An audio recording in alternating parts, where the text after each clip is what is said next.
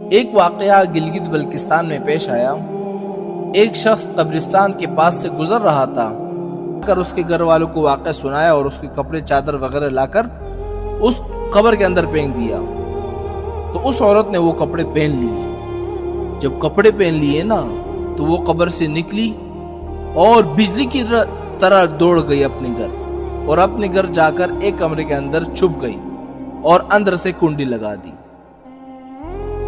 اور جو لوگ قبرستان کے اندر موجود تھے وہ بھاگ کر آئے اس لڑکی کے گھر، اور وہاں کر دیکھا وہاں اس عورت نے تو کنڈی لگائی ہے۔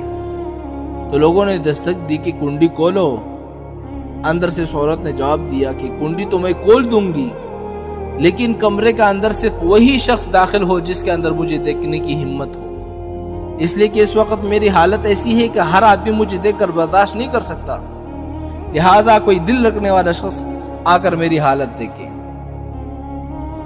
اب سب لوگ اندر جانے سے ڈر رہے تھے، مگر دو چار آدمی جو مضبوط دل والے تھے انہوں نے کہا کہ تم کنڈی کھولو، ہم اندر آئیں گے۔ جب اس عورت نے کنڈی کھولی نا اور یہ لوگ اندر چلے گئے، اندر وہ عورت اپنے آپ کو چادر میں چھپائی بیٹھی تھی۔ جب یہ لوگ اندر پہنچے تو اس عورت نے سب سے پہلے اپنا سر کھولا۔ ان لوگوں نے دیکھا کہ اس کے سر پر ایک بھی بال نہیں ہے، ایک بھی، وہ بالکل خالی کھوپڑی ہے، نہ بال ہے نہ کوئی کال ہے سر پر، صرف خالی ہڈی ہے۔ لوگوں نے اس سے پوچھا کہ تمہارے بال کدھر گئے؟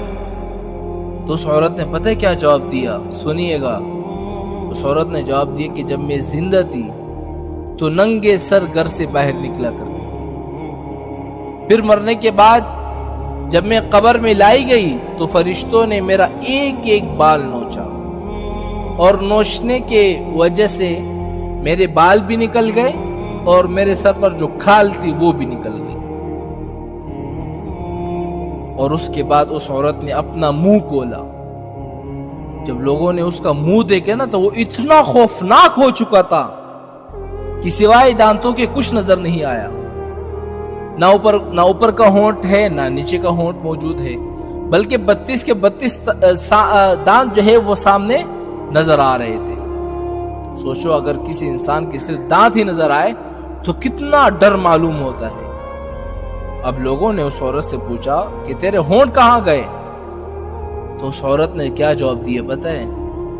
اس عورت نے جواب دیا، میں اپنے ہونٹوں پہ لپسٹک لگایا کرتی تھی اور نامحرم مردوں کے سامنے جایا کرتی تھی،